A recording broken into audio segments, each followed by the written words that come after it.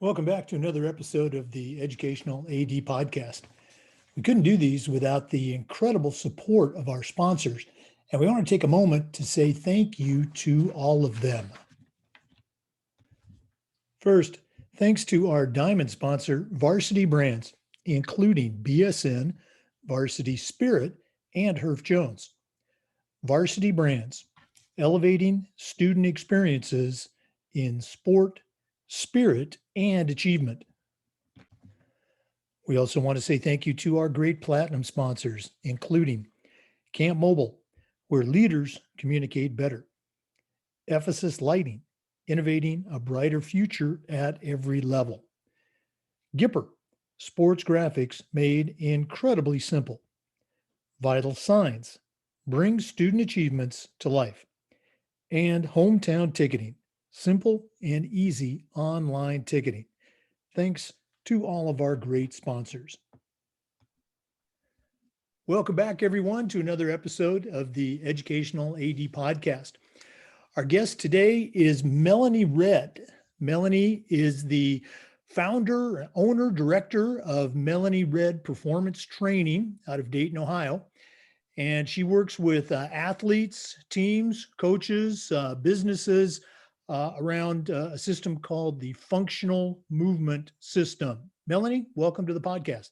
Thank you. Thanks for having me. Well, we're excited about this. Looking forward to learning something new. So Good. we always like to give our guests a chance to share some of their background with our listeners. So tell us a little bit about yourself, where you were born, where you grew up and went to school, and how you got involved with Melanie Redd Performance Training.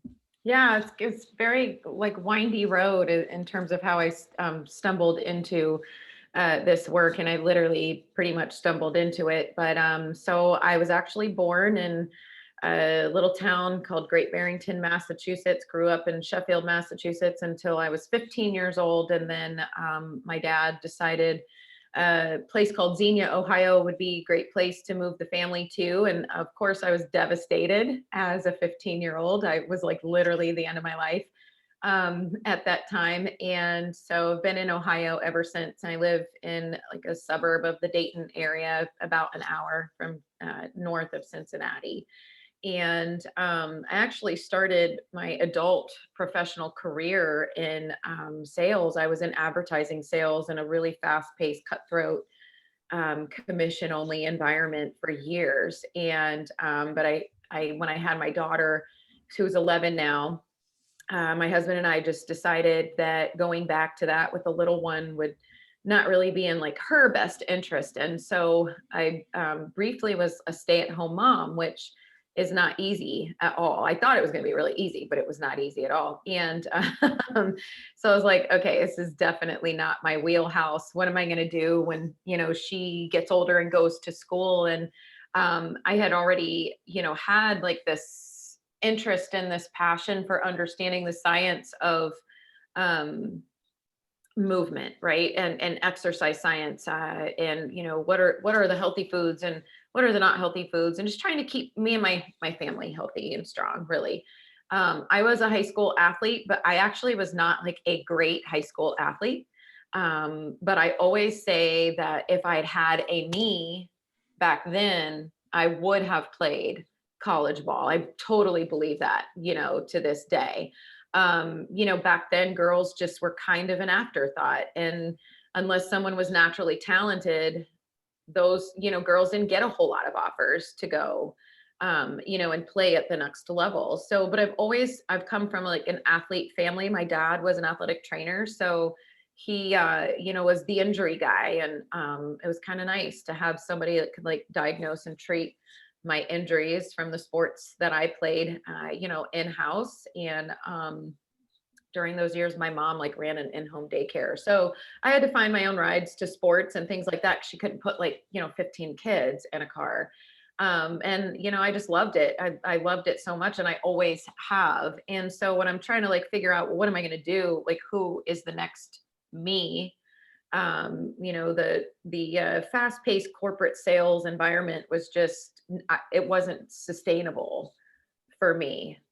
It was super stressful and I wasn't happy, doing that. And so when we made that choice, I had really a good amount of time. I had like 18 months to really just think like, what can I be passionate about? And like, forget about money, but what could I do that makes me feel like I'm making a difference? And so I ended up in the fitness space. So, general fitness for adults. And then that was 10 years ago. And so about 5 years ago, that just was not lighting me up anymore. Business was really good, but I just wasn't feeling like that fire to, just get up every day. And Right. I just kind of felt like everything was kind of like on autopilot. And so I started dipping my toe in the athlete training space, mostly children of my clients. And I realized that there was a massive need for high school strength and conditioning. And so, of course, this was 5 years ago. I actually think the country has come along a long way in the last 5 years. And so, I started working with a mentor in the strength and conditioning space at that time, and just trying to figure out, what do I want to do, because there's so many different ways, there's so many different avenues, and you can niche down to like one sport, or you can do everything. And at the time I thought maybe I'll go into like golf fitness, so that TPI, golf certification was becoming really popular at that time. And I have a good understanding of golf. I played it a little bit myself. My husband is a very avid golfer, and it seemed like 90% of my clients were golfers. So it just kind of was like, maybe I'll just do that. But I had a mentor that really encouraged me to think a little broader. And that's how I found the functional movement systems. And he was like, just get this certification first before you decide how to niche yourself. And that really opened my mind up to the world of movement in terms of athletes, and how our movement patterns are, how they're grooved, and how, especially in the high school space, improving those movement patterns before we load them, to protect the bodies of, the high school athletes. And then that led to, becoming a certified strength coach, and a certified speed coach, and corrective exercise. So it's like, then I went down this rabbit hole of certifications, as I was working. And then I literally one day just stumbled into an opportunity that must have been like the universe or something, putting me in a certain place at a certain time to meet a person, who is to this day like one of my best friends on the face of the earth. And he was the offensive coordinator for a football team at a local school. And he was running their strength and conditioning program, and he heard about me, and we had met. And like literally it just happened so fast. And he's like, why don't you come and take a look at the team? Why don't you come to one of our lifts? And this facility is like 15 minutes away. I didn't even know it was there all this time. And at the school. And so I went in, and I literally, I'd been in this phase where I was like, what am I going to do? What am I going to do? How am I going to forge a path in this career? And how do I even get there? And all these questions swirling around. And so anyway, I walked in the middle of a lift, because I had to wait for my daughter to get off the bus. And so I couldn't get there like before they started. And I heard like the clanking and the energy and like the excitement. And I was like, oh, this is it. This is exactly what I want to do for the rest of my life. And that was for some years ago. And I still feel the same exact way today. So I started in football, quickly picked up a wrestling team who I still work with. And then this particular school, I run all of the strength and conditioning for all sports at this point. So COVID was a big disruptor of that, but we're finally back and finding our groove, even with the restrictions and servicing almost all of the athletes at this point. So I'm really excited about the future and going back to normal. And then aside from that, I consult with schools across the country. So It's always great to hear these stories. And as you were, talking about your transition from, your first career in sales to what you're doing now, it always makes me think of, my own experience. My dad was a contractor, and I've told this story a million times, but my brothers and I, we got to work for him growing up. And he loved that. He loved everything about it. And for me, I just hated it. And long story short, I remember one day, I think I was in the 8th grade or 9th grade. He pulled me aside. I was probably griping on the job site. And he said, Jake, the secret to happiness is finding something you love to do and then convincing somebody else to pay you to do that. Yeah.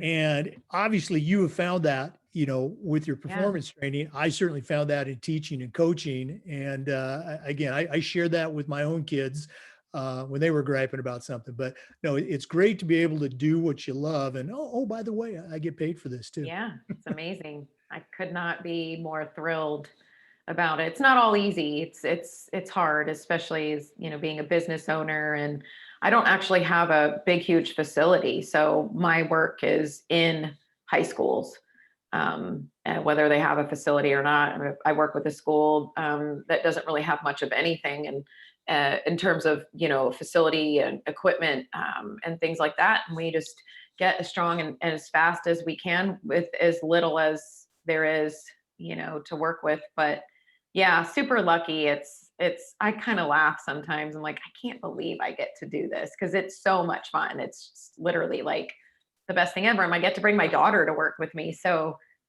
and she's becoming like a really great coach and a phenomenal athlete on top of it, because she's, training with high schoolers at the age of 11. So it's just, there's like literally no drawback. Yeah. No, that's great. When you hear your kids use those coaching cues on somebody else, the words that you use, that's when you've got a breakthrough there.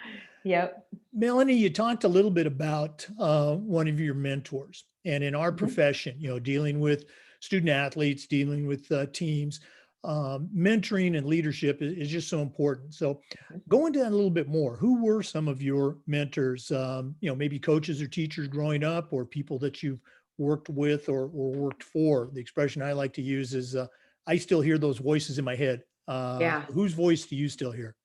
Well, Tim DeFrancesco, owner of TD Athletes Edge, when he like officially became my mentor, that's kind of an interesting story too. And my stories can get really long, so I'm going to try to keep this one short. But long story short, I saw his page on Instagram, and I really connected with his content. Just smart, science-based, strength and conditioning content. And I was like, wow, this guy's stuff is really good. I didn't know who he was.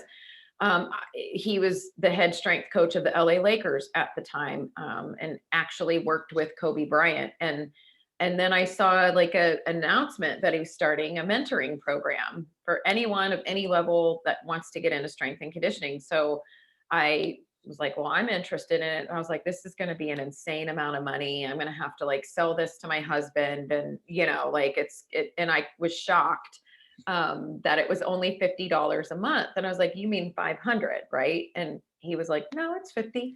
And I was like, well, I'm in. I was like, this could be total crap, but I'm in if it's $50 a month. So it was like hands down the most life-changing experience for me. And Tim asked me to get uncomfortable in my career, and he just really guided me through this entire process of how to go about getting work, how to go about getting seen, how to be relevant, and always taking the attitude that we are first of service. That always has to be first. And, athletes are who we service first and foremost, but also, coaches and athletic directors and parents to a degree, right? I mean, we're asking these kids to do things that are preparing their bodies for play, and then in play, we're asking them to put their bodies on the line in a lot of situations. So there's just a lot of layers to that. And so having that service first, ego last mentality is something that when I'm struggling with my ego, especially, I always think to me, even if he ever hears this, he's going to die. But I always think like, what would Tim say? But the funny thing is like, my husband's never met Tim. I've never met him in person. So we do everything like it would be like Zoom, phone calls, text message, whatever. But there's been a lot of times where I've been kind of stuck in something, and my husband would ask me, well, what would Tim say to you? And I'm like, that's hilarious like, that you're even asking me that. Cause it's like, you forget sometimes like, oh yeah, what would he say? And he's not like officially my mentor anymore, kind of like graduated from that program, but still reach out to him from time to time, and really grateful for his, willingness to just answer a question, whether it's, last week my daughter hurt her Achilles, and jumping up, for a hit in volleyball. And so I, reached out to him about that, or it could be, I've got this athlete and I can't figure out how to get through, help, those sorts of things. And it's just really nice to have that. And then additionally, mentors, I have a very good friend who has a training studio in town, and his name's Jason Harrison. And we've connected a lot because he trains dancers in the same exact way that I train football, baseball, soccer, lacrosse players. So he works with ballet dancers almost exclusively, and has done amazing work in strength and conditioning for the ballet space, which is really groundbreaking because it's not typically a sport that would want to lift weights, or, that fear of getting bulky. And then the man who hired me, his name is Mo Harden, for the CJ Eagles football team, and really allowed me to come in and just take over and take care of, the program that he created there. And has been like my major mentor, just to learn football. I didn't know football. I mean, I know it, but I knew it, like I can watch it and hang, with people on TV, but to really understand how to help these kids, you have to understand the demands and within each position. So, they let me stand on the field for practices and ask questions in real time. And that was like an incredibly valuable experience my first 2 seasons, until I really was like up to speed, just in the football space. So yeah, lots of mentors, actually. I'm sure I'm forgetting somebody, but It's always great to hear these stories because it's a great reminder. We didn't get here on our own. We no, had people that were helping us, and sometimes, absolutely. kicking us in the butt or patting us on the back, whatever we needed at that time. So Yep. no, that's so cool to hear. Um, Melanie, most of our listeners are school-based athletic directors Mhm. who came out of a career of teaching and coaching, working with various teams. Mhm. Now they're in charge of a program. We also have some coaches, and I'm sure there's some strength and conditioning coaches out there. Um, so as you probably know in your training, your research, your career, there's a lot of cookbooks out there. There's a lot of Mhm. cooks that don't know what they're doing. Um, I coached during my coaching days, football and track, which is what I did in college, and I always kind of prided myself on my, let's say, my knowledge and application of Mhm. strength and endurance and flexibility and range of motion and all of the things that would go into a program. You and I have traded, a couple of comments back and forth on, joint stability for female athletes and things like Yeah. that. But for our listeners, okay, take us through, as long as it takes, what exactly is the functional movement system, and why is it something that athletic directors should become more aware of and begin to get into their school system? Well, the functional movement system is really, it's not as big of a part of what I do. It's just kind of like an ongoing thing. So, as it was originally designed, the FMS folks, their names are escaping me. I apologize. But it was a system created. It's really an assessment. FMS in and of itself is an assessment to really assess movement patterns, and to quickly identify issues with movement patterns that could become problematic. So I think you have to be very careful and not say these poor movement patterns are a predictor of injury, because people with great movement patterns get injured, and athletes who don't have very good movement patterns, like to the naked eye, sometimes don't get injured, right? So it's really just kind of like to get a baseline. So that's kind of something that I'm just always doing, is learning now that I know how to assess the movement patterns and see, the movements and how the body is moving. FMS for me is more like it's something that's always in the back of my head.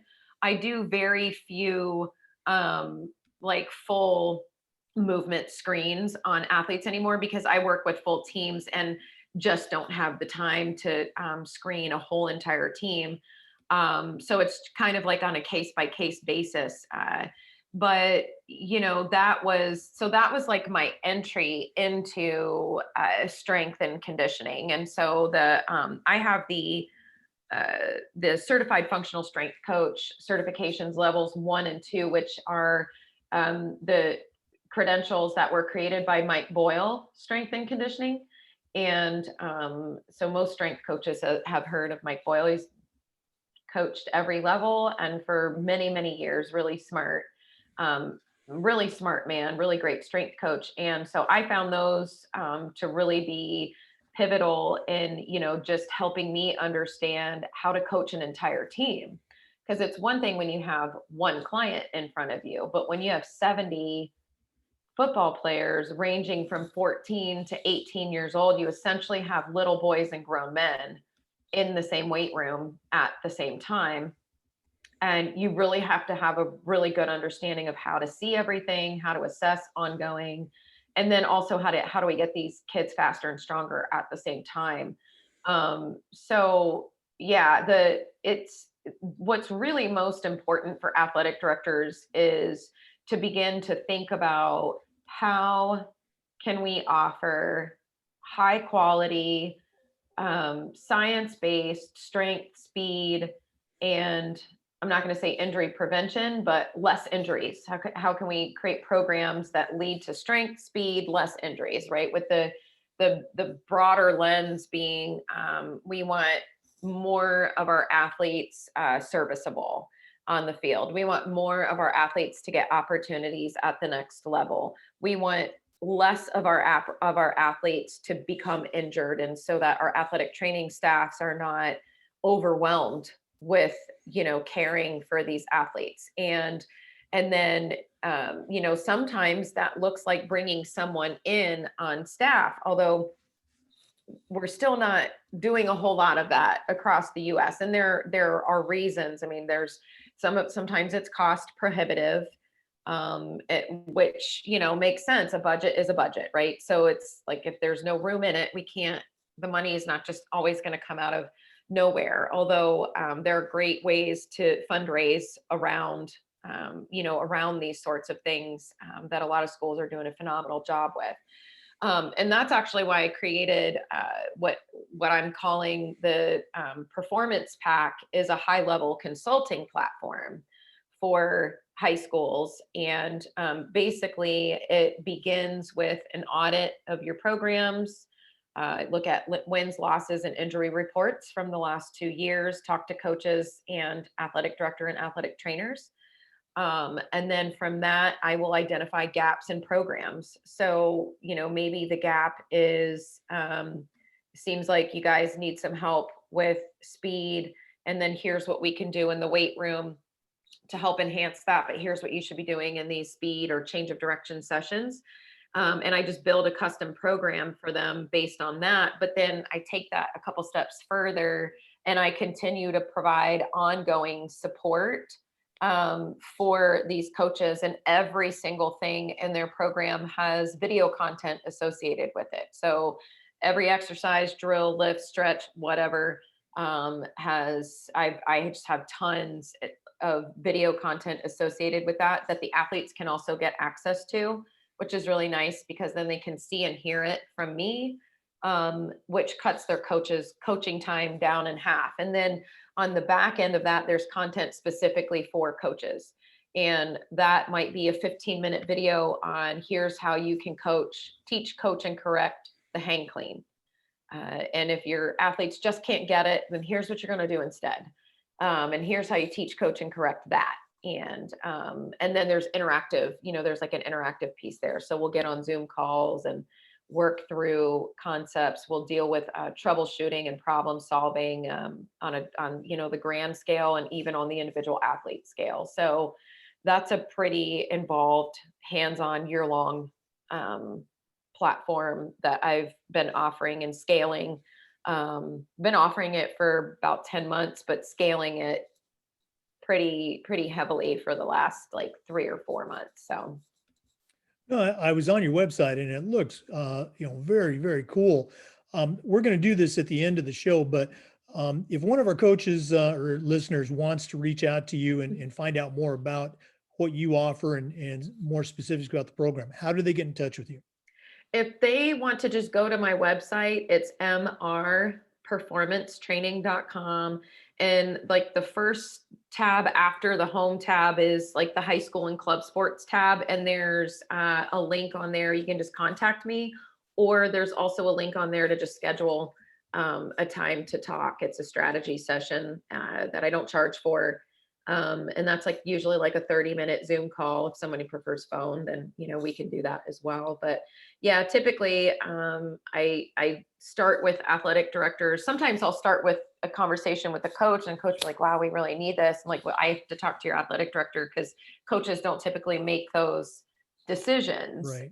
in the chain of command. So the phone call always eventually ends up with between me and the athletic director. And then from there, it's just kind of like combing through what the current state is, what their big frustrations are, what their needs are, and determining is this something I can help you with? And then if so, here's what that looks like. And then there's typically a process, after that of, how that works. So getting approval and a certain amount of bureaucracy and high schools. So it's a long game. It's very much like a partnership, relationship based, business that I have going here. So, and then along the way, I just try to help out, however I can, and as much ways as it makes sense. So. No, again, I appreciate you sharing all that. And again, we'll give you a chance to plug that email or the website address later on. I'm going to put you on the spot real quick. Couple of specific questions about training. One would be, what would you consider to be one of the most important factors when training female athletes? And then the second question, what are some things that can be safely and effectively done with a middle school age athlete, 6th, 7th, 8th, with regards to strength training? Yeah. Well, in regards to female athletes, we have to do a better job at protecting them.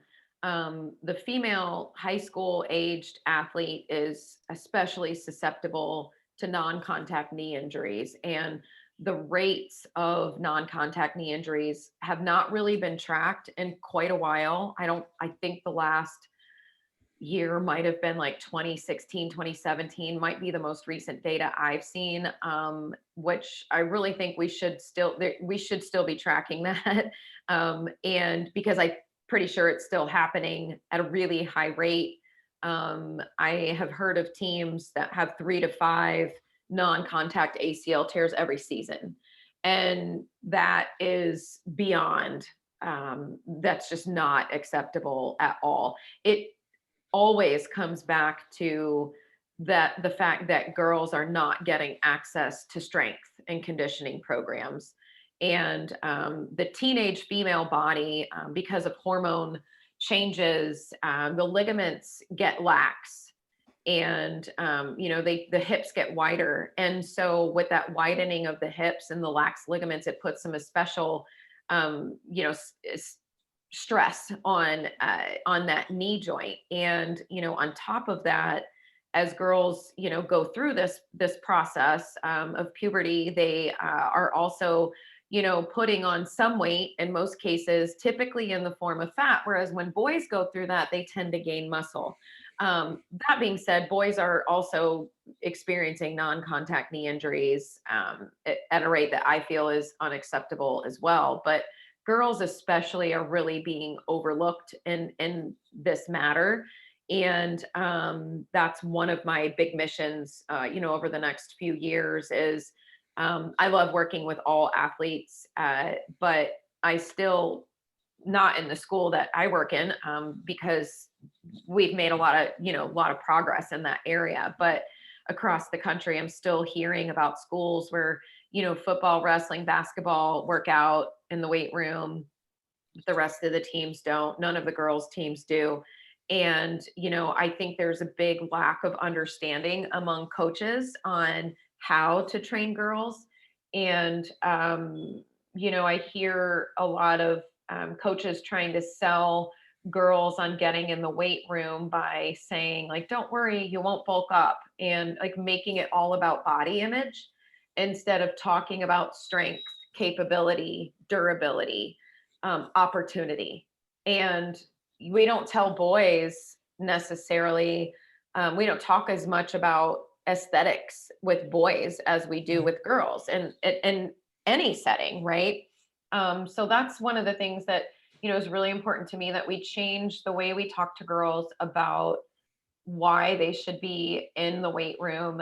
We should not make it about their body, but we should be honest with them too. And, you might bulk up, you might get muscles, you might not. We don't know.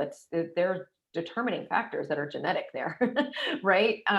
So what we're looking for though is for that athlete to become stronger and faster and more capable and empowered. And in that process, maybe your body will change, maybe it won't, but the body that you get is the one that you were meant to have because it's the most capable body. And that is beautiful, right? So I think changing that narrative is really important in order to inspire girls to get into the weight room. So make it about performance, Absolutely. health, as opposed to, as you said, the Yeah. negative. Yeah. Yeah, absolutely. I get the honor of coaching a lot of girls, and it's fascinating to me that usually, like in the first couple weeks, when you get athletes into the weight room and maybe it's their first time or it's just the first time that season, and girls are almost always stronger than they think they are.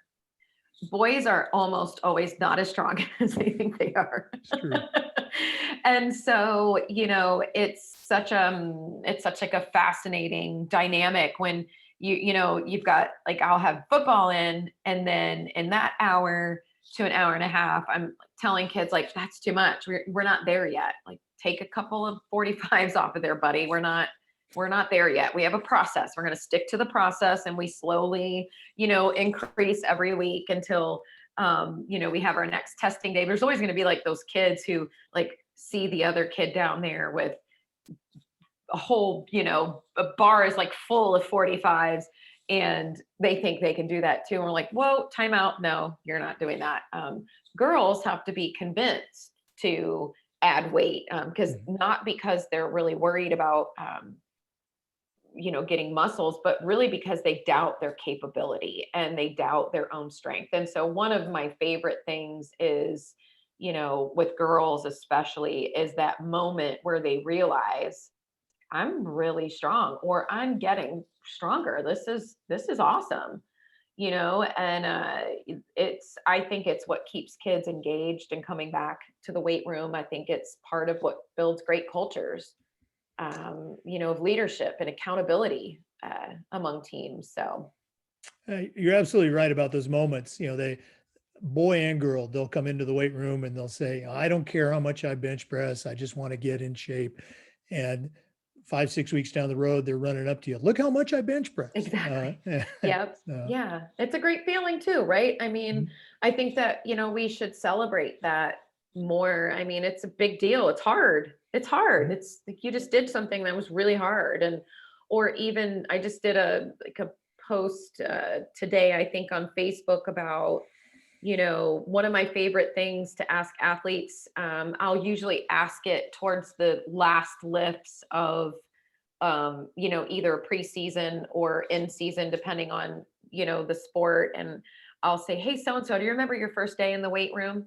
And they cringe and they're like, ugh. They're like, yeah, I was so bad.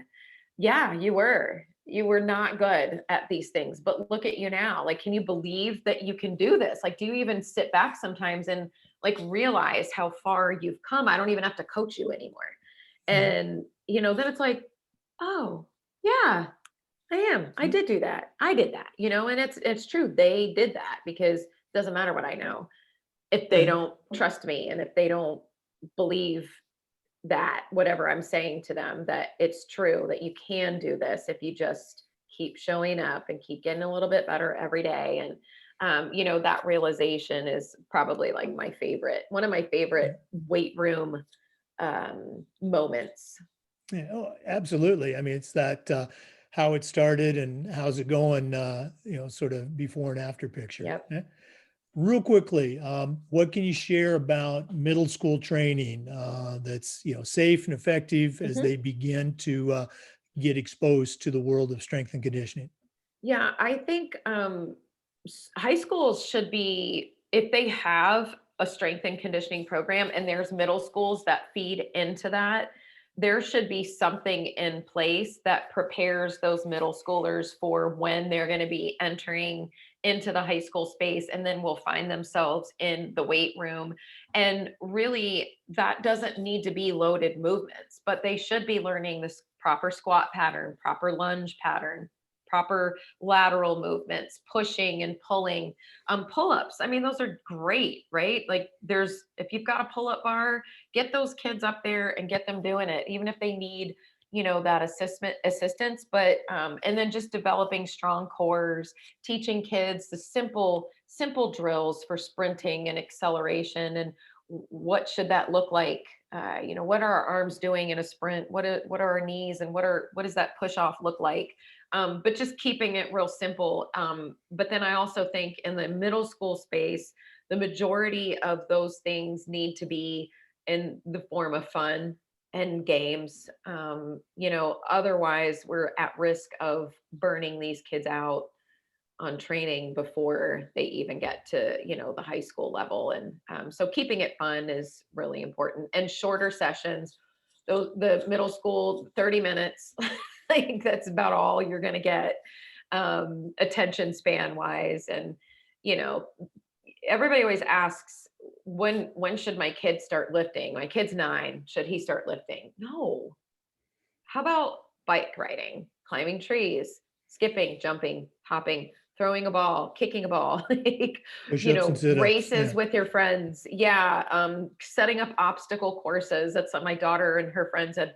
They still do that. They're 11 and 12, 13, 14 now, but they still just destroy the basement and will set up an obstacle course. And, admittedly, a part of me is like, oh man, I hope they clean that up. But the other part is that's movement. They're jumping, landing, crawling, climbing over things. And, sometimes things get broken, but it's still, it can't get too mad because it's movement. And I just think all movement is important at that age. And it's really lacking in that age group. I'm guessing part of you wants to jump in and do that obstacle course with them. Yeah, of course. I always joke and tell my daughter we should, like, if they have like a family tryout for that show Wipeout. Have you seen that show? Mhm. That I'm like, we should sign up for that. I think we could really win. You'd be natural. Yeah. Or we'd fail miserably. You never know.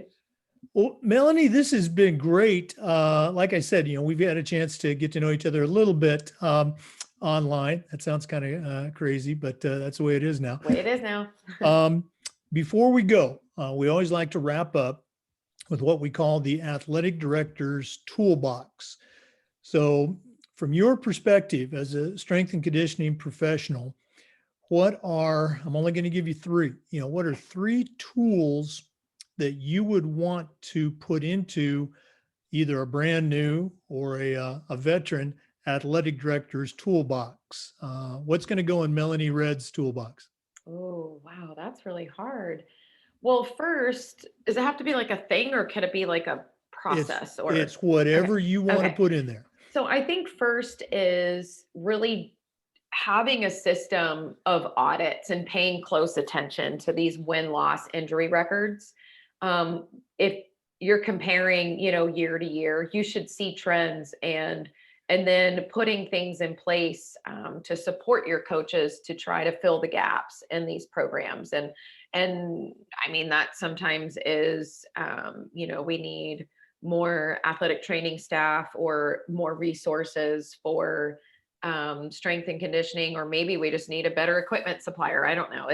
I think just the audit process is really important. And I know a lot of schools just don't do it. They just kind of go through the motions every year and okay, our season's starting. We're going to do the same things that we've always done. And which is sometimes okay, but sometimes things need to be changed. And, being open to that through that audit process, I think is really important. Second, an open line of communication from coaches to admin is also really important. I think everyone thrives when the communication is high and everyone is on the same page or at least compromising. I think having a neutral party, I usually serve as that neutral party in those situations where it's like, okay, baseball wants the weight room at this time, but so does football. Well, I'm the strength coach for both. I'm going to be running it. So, it's like I'll work out, I'll negotiate that and can kind of like take that off of an athletic director's plate, which is really nice. And then, so that would be two.